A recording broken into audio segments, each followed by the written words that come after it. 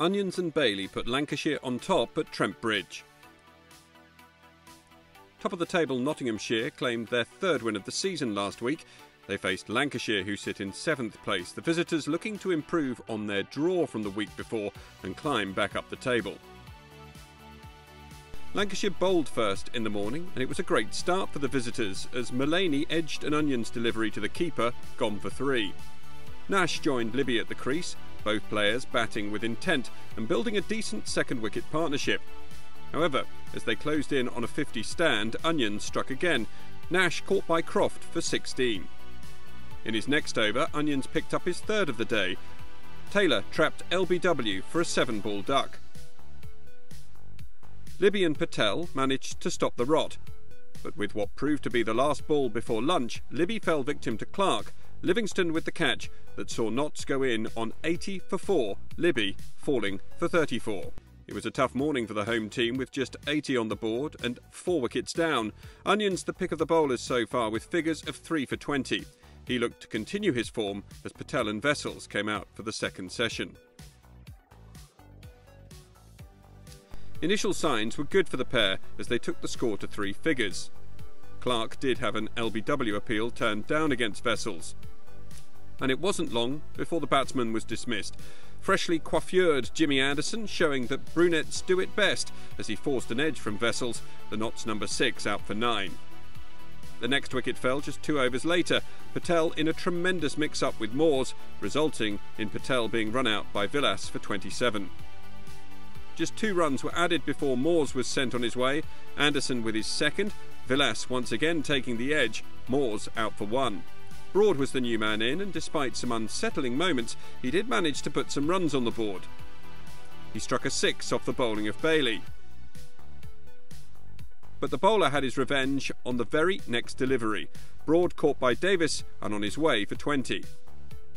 Just a couple of overs later, the 9th wicket fell, ball caught by Villas off Bailey for 2. And just 2 overs later, the innings came to an end. Fletcher bowled by Bailey for 5. Nottinghamshire 133 all out.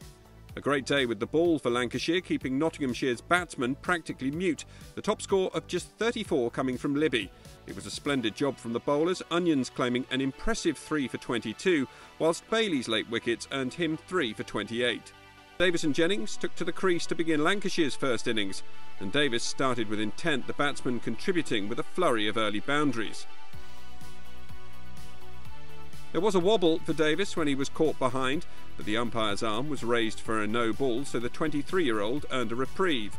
One that both he and partner Jennings were to make the most of, as they took the total past 50 before the break. At tea, Lancashire was 73 without loss, in complete control of this match, just 60 runs behind Nottinghamshire's first innings score of 133. Both opening batsmen still at the crease, Jennings on 17, Davis on 46. And it was the latter who came out with intent in the evening, reaching his half-century in style, hitting a 4 off Fletcher.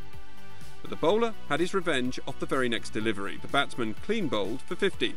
Jennings held his nerve following the wicket and continued to accumulate runs. But new man Hamid wasn't able to get off the mark before he fell victim to Fletcher, keeper Moores with the catch. New man Livingston didn't fare too much better, scoring just 8 before Moores produced a stunning catch, this time off the bowling of Gurney. Chanderpaul joined Jennings for the 4th wicket stand, and they drove play forwards. Chanderpaul produced a burst of excitement when he hit 3 successive boundaries off Mullaney. But the partnership was to end 3 runs short of 50 when Mullaney trapped the West Indian LBW, Chanderpaul out for 23, the score 143 for 4. Villas was the new man in, and he and Jennings saw play through to the close. At the close then, Lancashire 157 for 4. They lead by 24 with 6 first innings wickets remaining, and they'll return on day 2, looking to build an imposing first innings advantage.